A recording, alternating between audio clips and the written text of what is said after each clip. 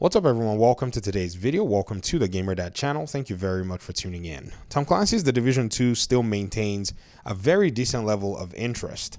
Been looking out at, a few things that the game has to offer, and also been paying attention to The Division Heartland.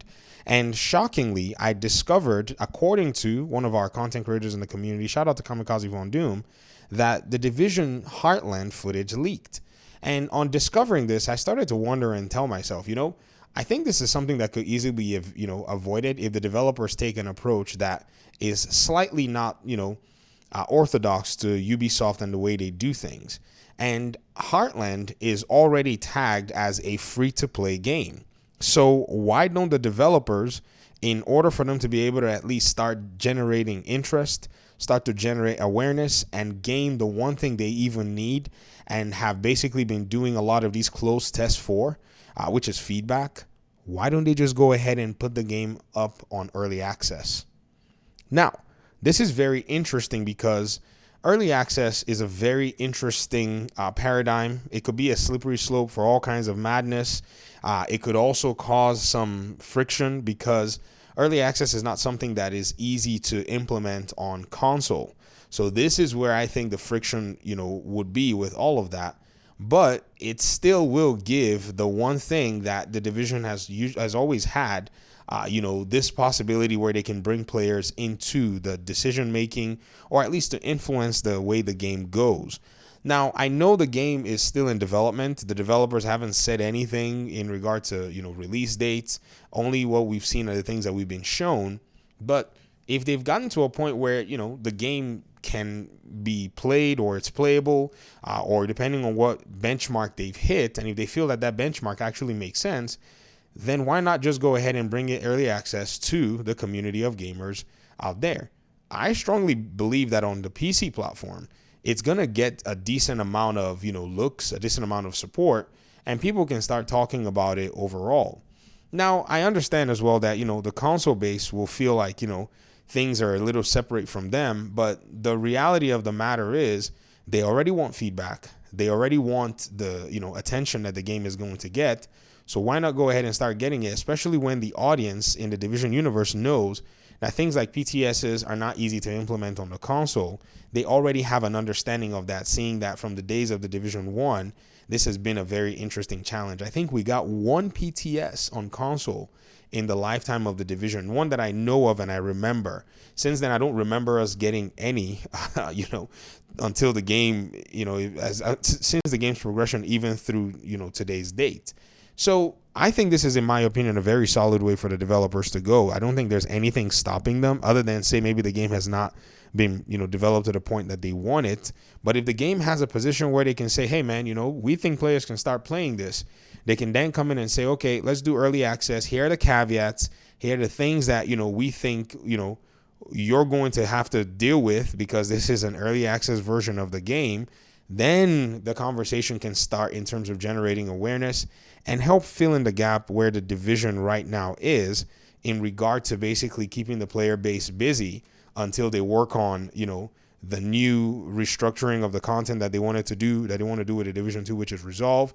It would also help players kind of hold off, even I think, till 2025 when we're going to be seeing DLC for the Division 2. And then possibly we're seeing the Division 3 maybe hit the shelves in 26 or even 27. And this early access can then yield a lot of fruits.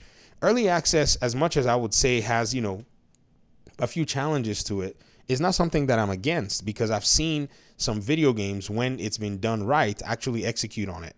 And because this game is a free-to-play game, I think it would also enjoy those benefits with a lot less hassle. And what I mean by that is the example from Baldur's Gate 3. Many of you saw that game won Game of the Year last year, but this is a game that was already out on PC a long time ago. It had first been dropped as early access, but there was a full price, tag that was actually put to it with the promise that when the game was done, those who had gotten into early access were going to be getting the deluxe edition, on their platform, that they were, pretty much patronizing the game on. But there was no console early access. The game was able to gather feedback from, a lot of the player base and was able to scope and, the game and structure it to specifically what it is that their communities wanted. And I think the division Heartland is in such a unique position to be able to do something like that. So I don't know who's calling the shots. I don't know who's making the decisions. Maybe Julian Garrity. He's in charge of basically the division for the most part in some manner, in some fashion. And then there's a team over at Red Storm. I think the leaders can come together and put heads together and figure out a middle ground. It doesn't necessarily have to be this, but I think it's actually a decent way to kind of get the word out and eventually start to work on how this project would reach the hands of gamers. Because right now, something in the community seems to be missing, and that's that continuity that we had been promised. Remember, we were promised the Division Heartland even before anything like Project Resolve was a reality. And so I think this particular promise needs to, in my opinion, be something that is a reality and starts getting fleshed out. And I think this is an opportunity for the developers to take and do this. This may also be a wild suggestion too. This is one thing that I always try to leave room for. But I'd love to hear your thoughts in the comment section. I know many people in the community have their opinions and their positions about the Division Heartland. Some are for the project. Some said, we don't necessarily think it's something that suits us. There are people who've played the alpha, but it's on the closed test. They're under NDA, so not a lot of people can speak on it. And, with the footage out there now, according to, what I was, reading on Kamikaze Von Doom's, video and from people who are participating in this conversation in the community, I think many people are saying that they've left the, the videos up so that people can actually take a peep at what's going on with Heartland. Now, I don't know if that's their intention or they're just not, trying to fight everything and they just want to focus on actually developing their game. But, it's out there, and anybody who may not have necessarily taken a look can take a look.